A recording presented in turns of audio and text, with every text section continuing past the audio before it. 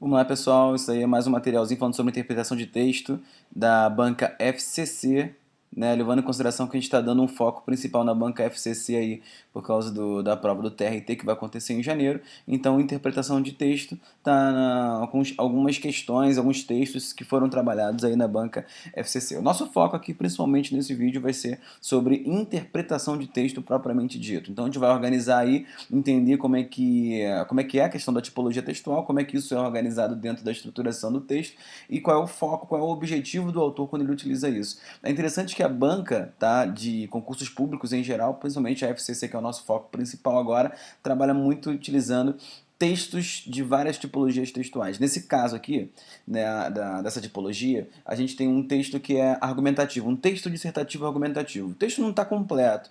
Eu peguei só o início, só para a gente ter uma ideia aí de como ele é estruturado, de como ele é organizado. Então vamos lá. Bem, o texto começa assim.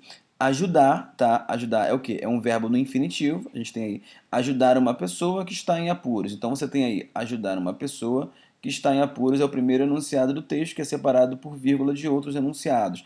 Novamente, um verbo no infinitivo, ok? Ser grato a quem presta algum tipo de favor, tá? Aí você tem uma separação aí por vírgula, um outro verbo também no infinitivo, fazer as pazes após uma briga, tá? Então você tem aqui, na verdade, o que a gente chama de enumeração, tá? A gente chama isso daí de enumeração. Tá? Enumeração argumentativa. A enumeração ela serve para enfatizar, para embasar um determinado aspecto, um determinado tema, tá? Então a enumeração é utilizada para isso. Aqui ela foi utilizada, na verdade, para enfatizar a tese do cara, tá? Então, enumeração. Então vamos lá. Ele fala o seguinte, olha só, presta atenção aqui.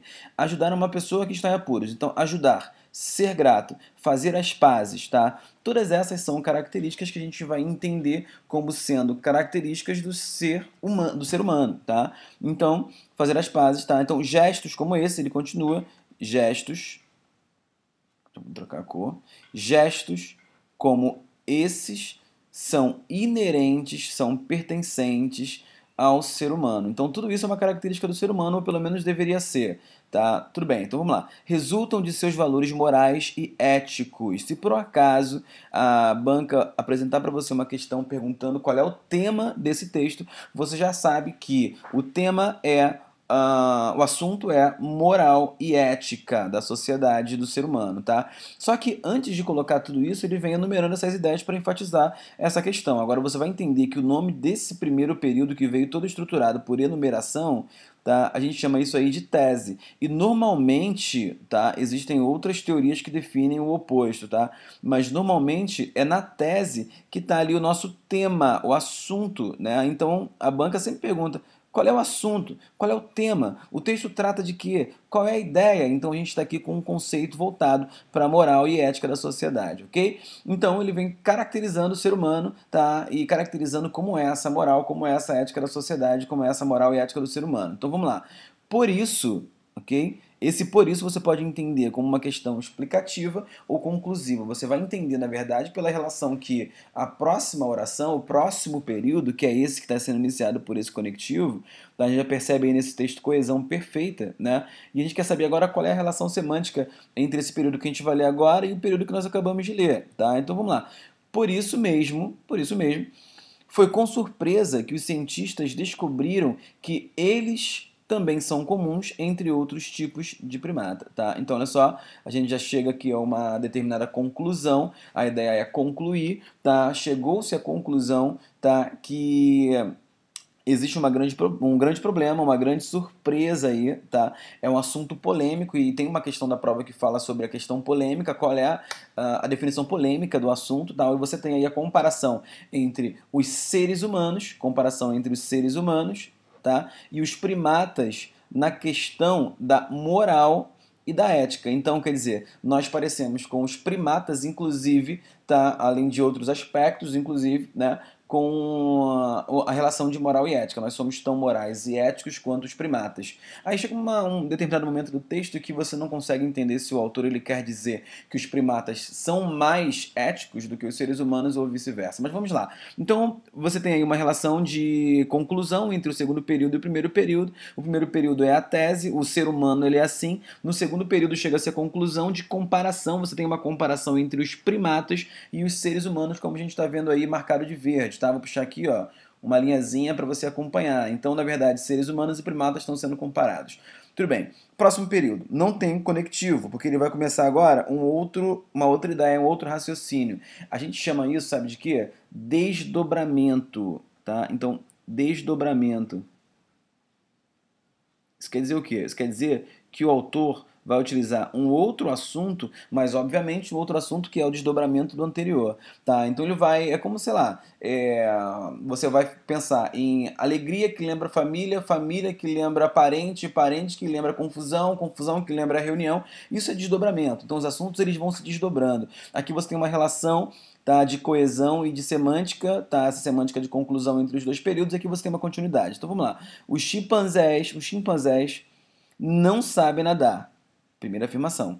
Mas esse é um conectivo adversativo, tá? E o conectivo adversativo ele traz pra gente uma ideia de oposição. Então, sempre que você encontrar um conectivo adversativo, você já tem que entender que ali há uma relação de oposição, tá? Um sentido de oposição entre um enunciado e outro. Então, os chimpanzés não sabem nadar. Os chimpanzés não sabem nadar, mas se for necessário, eles vão fazer algum esforço, tá? Você já entende que existe uma oposição aqui. E as bancas sempre trabalham com essa relação de oposição.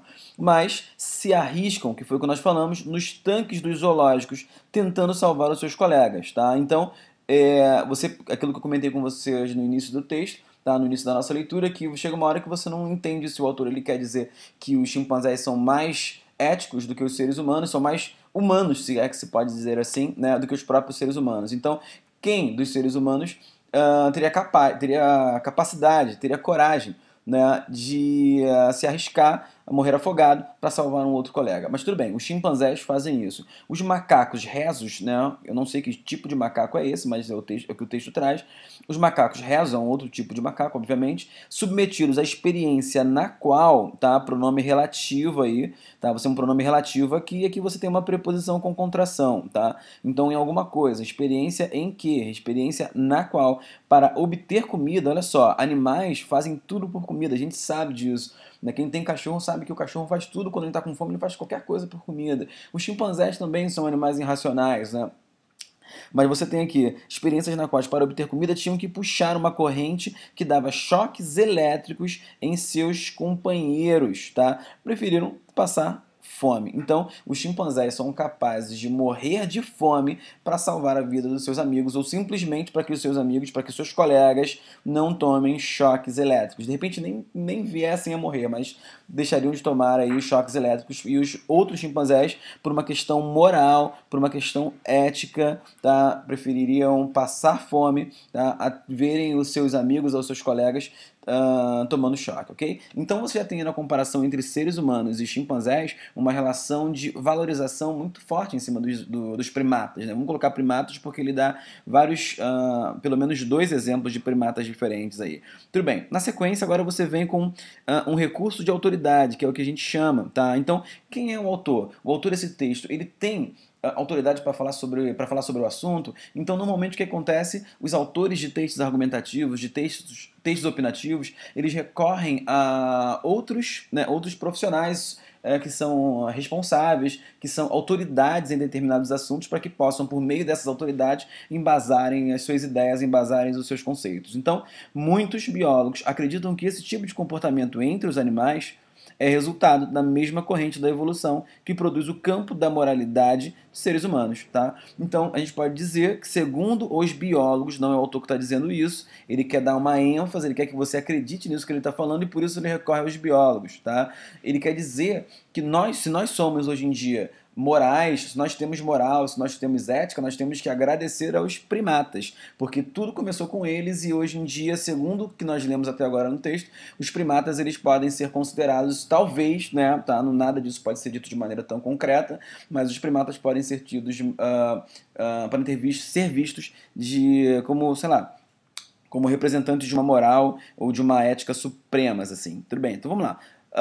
Para fechar aqui o último período, a gente vem a moral e a ética, tá? A gente chama isso de coesão, tá? O que, que ele está fazendo? Puxar aqui uma setinha, tá? Com uma outra cor, para a gente fechar aqui o que o autor quis dizer. Ele está puxando isso lá de cima, ó. Então, o nome disso é coesão, tá?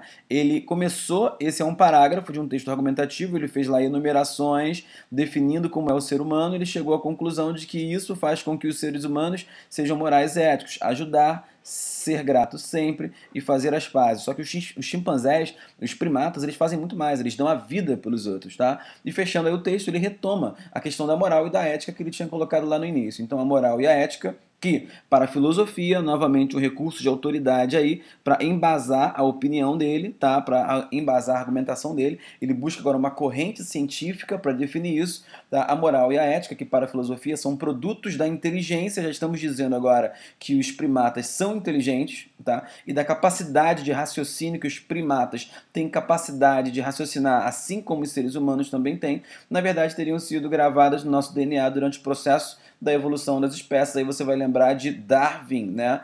E a sua teoria da evolução das espécies lá atrás. Inclusive, essa teoria foi refutada por alguns outros teóricos, mas essa não é questão a ser tratada aqui, a ser debatida, a ser trabalhada aqui. Bem, a conclusão que se chega, tá, desse texto é que os primatas, né, você pode ter acompanhado o raciocínio aí comigo, de repente você concorde. Se você não concordar, tá, você tem todo o direito disso. Tá? Mas chega-se à conclusão, neste caso, que os primatas, né, nós devemos agradecer pelo básico de moralidade que nós temos, de ética que nós temos, devemos agradecer aos primatas. Tá? E comparando os primatas aos seres humanos, os primatas, obviamente, são ainda muito mais morais e éticos a ponto de darem a sua vida para salvar os colegas. Tá? E nós não, nós simplesmente ajudamos uma pessoa, nós simplesmente somos gratos e nós simplesmente fazemos as pazes. Tá? E definimos isso como moral e ética. Nós definimos isso como sendo pessoas morais e éticas. E os chimpanzés fazem muito mais, ok? Correntes aí, tá, de recursos de autoridade, como a gente já comentou, são utilizados no decorrer do texto para que você tenha essa compreensão. Então, pessoal, é isso daí. Essa é mais uma aula de interpretação de texto. Espero que vocês tenham gostado. Tá? Atentem-se principalmente à relação entre as palavras, aos conectivos aí, tá? Sempre são muito bem-vindos, né? A interpretação desses conectivos auxiliam bastante na compreensão global do texto. Espero que vocês tenham gostado. Acompanhem a leitura, sugiram esses vídeos para outras pessoas, para os seus colegas, tá? E acompanhem as próximas publicações. Até o próximo vídeo. Tchau, tchau.